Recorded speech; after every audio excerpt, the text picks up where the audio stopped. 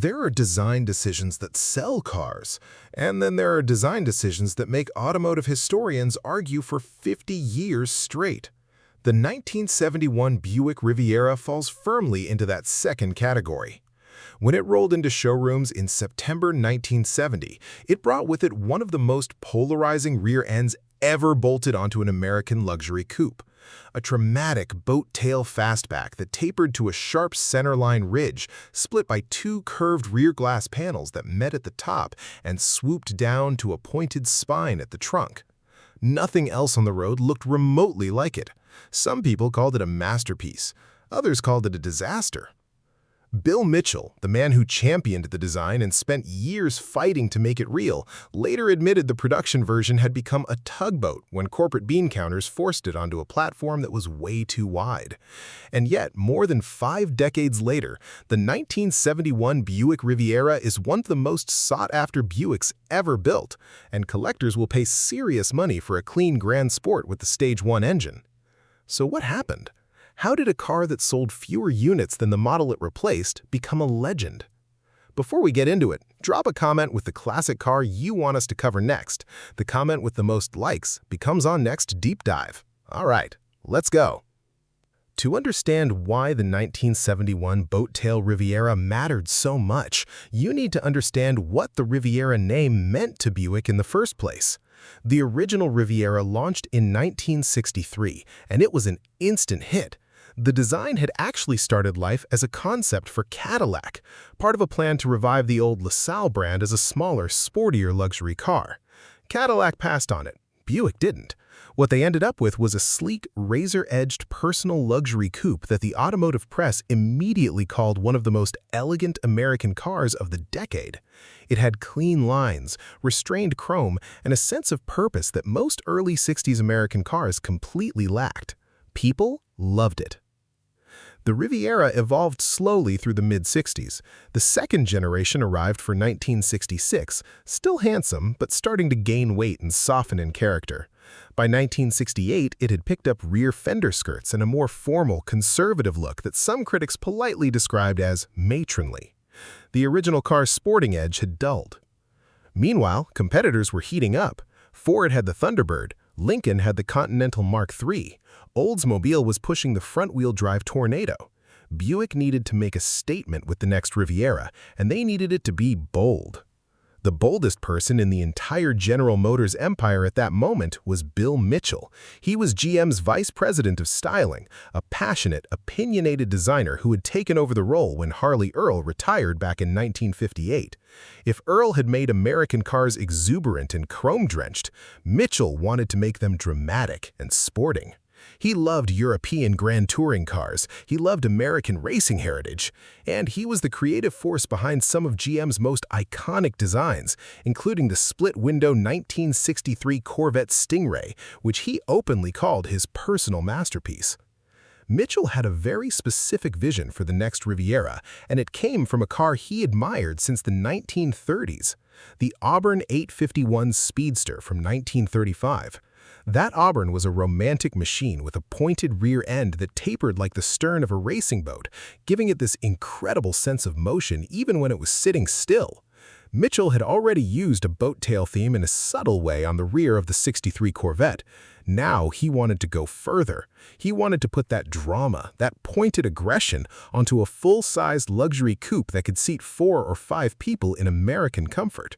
It was audacious, and it was going to be fascinating to watch.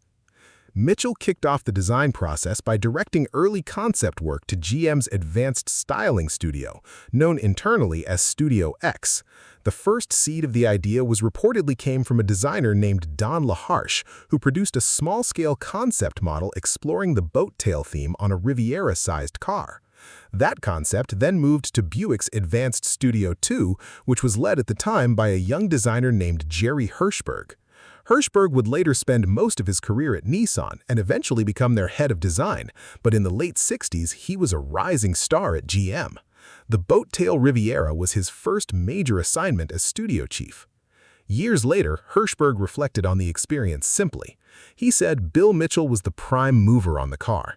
He wanted a classic. The boat tail was my first big assignment as chief designer of Advanced Buick, and I threw myself into the work. Hirschberg and his team, which included talented designers like Len Casillo, Jerry Palmer, Tom Hale, and John Clatter, worked under Mitchell's direction and eventually produced a full-size clay model of the design.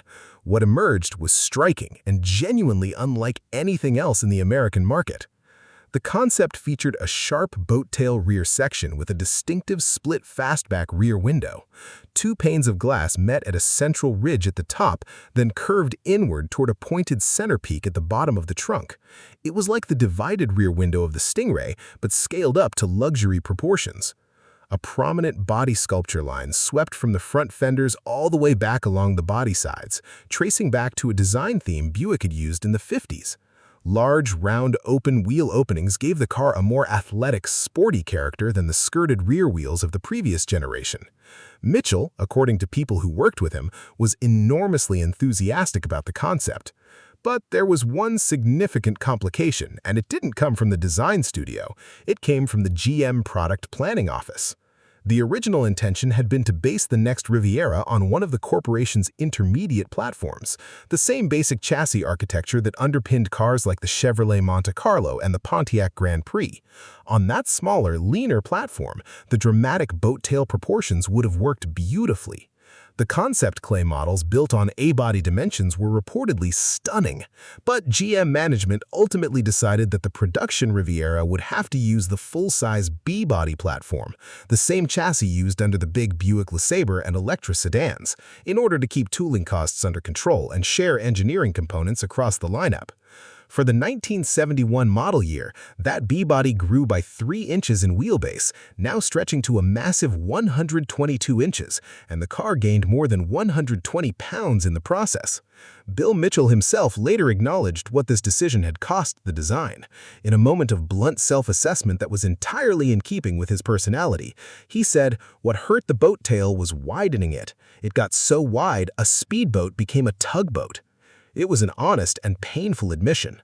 The scale of the B-body chassis meant that Hirschberg's design team had to adapt the boat tail concept to a much larger canvas than originally intended. And while the result was still visually powerful, the proportions that had been so perfect on the smaller clay model were stretched and fattened by the reality of the production platform. The front end, with its quad flush-mounted headlamps and vertical bar grille, was considered by many observers to be somewhat ordinary and anticlimactic compared to the extraordinary drama of the rear section. Mitchell's ideal 1971 Riviera would not quite survive contact with corporate reality. Nevertheless, the car that arrived in showrooms on September 22, 1970, was still an event. Nothing else in the American market even remotely resembled it. The boat tail rear end dominated every conversation the car generated. At 218 inches in overall length, making it almost as long as a full 4-door Buick LeSabre sedan, it was an enormous automobile. The unique 2-piece fastback rear window with its stress line down the center to accommodate the flex of the body over bumps was an engineering challenge all its own. The inward curving rear fender sections framed that center peak at the tail with a kind of controlled aggression, making the car seem to arrow forward even when viewed from directly behind. The deck lid featured 2 large ventilation lures, a feature that proved to be a bit of an engineering misstep. Under certain conditions, the airflow through the lures created a vacuum effect that could actually draw exhaust fumes and rainwater back up into the cabin. Buick engineers corrected the problem by removing the lures for the 1972 model year. But on the debut 1971 car, those louvers were there, adding to the already extraordinary visual texture of the rear end. Inside, the Riviera delivered exactly what Buick buyers expected from the brand. A genuinely luxurious environment wrapped in premium materials and thoughtful details. The wraparound instrument panel curved around the driver like a cockpit, giving the interior a more sporting, driver-focused feel than many of the period's luxury competitors. Soft ray tinted glass was standard. The base car came with all vinyl bench seating, but optional bucket seats with a center console gave the interior a more personal grand touring character. a floor-mounted turbo-hydromatic automatic transmission selector, the full suite of power accessories, and tilt steering completed the picture of an interior that balanced luxury refinement with a genuine sense of occasion. The base price for the 1971 Riviera was $5,253, and the options list was extensive. A half-vinyl roof added $130, air conditioning added $445, power windows came in at $133. Under the hood, the 1971 Riviera carried a single engine choice, Buick's own 455 cubic inch V8. This was the largest displacement engine Buick had ever produced, a massive power plant with overhead valves, a cast-iron block, hydraulic valve lifters, 5 main bearings, and a Rochester 4-barrel carburetor. In standard form, the 455 produced 315 horsepower at 4,400 RPM and was backed by the 3-speed turbo-hydromatic automatic transmission. It was a strong engine by any measure, pulling with the kind of broad, effortless thrust that only a truly large American displacement V8 can produce. The standard car could cover the 0 to 60 sprint in roughly 8.5 seconds, which, for a luxurious personal coupe of this size, was genuinely respectable. But if the standard 455 wasn't enough for you, Buick offered the Grand Sport package, and that's where things got genuinely interesting. The Grand Sport option, available at an additional cost of $197 over the base price, transformed the Riviera from a refined luxury coupe into something with real muscle car credibility. The Grand Sport package began with a revised version of the 455 V8 that Buick internally called the Stage 1. It used an aggressive factory camshaft profile, larger intake and exhaust valves, stiffer valve springs, a rejetted carburetor, a recurved distributor, and a high-volume fuel pump. The result was a factory-rated 330 horsepower at 4,600 RPM and a staggering 455 pound-feet of torque at 2,800 RPM. The Grand Sport also received the turbo-hydromatic 400 heavy-duty automatic transmission to back up that extra power. The red-painted engine block, heads, valve covers, and intake manifold gave the Grand Sport engine bay a visual aggressiveness that stood out from the standard car. A distinctive chrome air cleaner lid with Stage 1 identification sat on top of the carb. At the rear axle, a 3.42-to-1 positive traction limited slip differential with a performance rear axle ratio helped put all that torque to work from a standing start. The Grand Sport suspension package included a rear stabilizer bar, firmer suspension calibration, and quicker variable rate steering for a more responsive driving experience. Period road tests recorded a 0 to 60 time of 8.1 seconds, which in a car that weighed over 4,400 pounds and offered this level of interior luxury was genuinely impressive. It's worth putting that in context. The Grand Sport Riviera was achieving roughly the same 0 to 60 time as a 1968 Corvette powered by the 327 cubic inch small block in a car that seated 5 people in genuine luxury, floated over road imperfections with the poise of a grand touring sedan, and ran through the turbo-hydromatic so quietly that you could hold a conversation at full acceleration. The 455's enormous torque output was the defining character of these big Buick V8s, delivering that effortless wave of thrust at any road speed that smaller, higher revving engines simply could not replicate. Beyond the Grand Sport package, the 1971 Riviera also offered a genuinely forward-thinking piece of technology that was almost entirely overlooked at the time, but has since been recognized as one of the more remarkable innovations of its era. Buick called it MaxTrack, and it was essentially an early electronic traction control system, the kind that's now standard equipment on almost every new car sold in the world, but in 1971 was barely a theoretical concept in most engineering circles.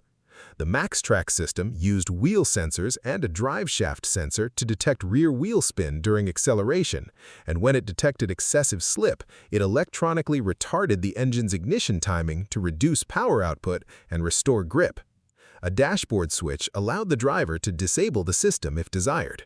It was available as an option priced at just under $92, and it represented genuine engineering ambition at a time when most luxury car makers were focused entirely on adding more cylinders and more chrome rather than advancing the fundamental science of vehicle dynamics.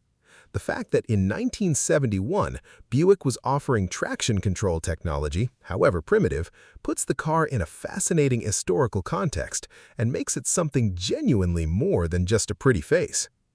Now, the story of how this design made it to production includes one more chapter that's essential to understanding what the 1971 Riviera truly was, and it involves the man who was running Buick at the time the car was introduced. The design had been greenlit under one general manager, Ed Rollert, but by the time the car actually reached showrooms, it was Lee Mays who was sitting in the general manager's chair at the car's introduction. He stood up in front of the press at the car's introduction and called it publicly a classic new design that is a triumph of automotive styling. Privately, according to people who worked with him, he hated the boat-tail Riviera with a passion and spent much of his remaining tenure at Buick looking for ways to water it down or get rid of it entirely. It's one of the more deliciously ironic stories in American automotive history, a general manager publicly championing a car he personally despised because the alternative was admitting that his division had just introduced one of the most controversial machines in its history. He reportedly even told people privately, "I could never find anyone who admitted they designed it." Of course, Jerry Hirschberg readily acknowledged his authorship of the design, but the story itself tells you everything about how polarizing this car really was. Sales of the 1971 Riviera reflected that polarizing reception perfectly. The model year finished with 33,810 units produced, which was the lowest sales total in the Riviera's history to that point. For comparison, the 1970 model year Riviera, the final car of the previous generation, had sold 37,366 units. The boat-tail design had not just failed to grow the audience, it had actually shrunk it. Some buyers who were perfectly happy purchasing conventionally styled Rivieras simply could not bring themselves to drive something this aggressive and unconventional. The car demanded attention in a way that not everyone wanted from their personal luxury coupe. The automotive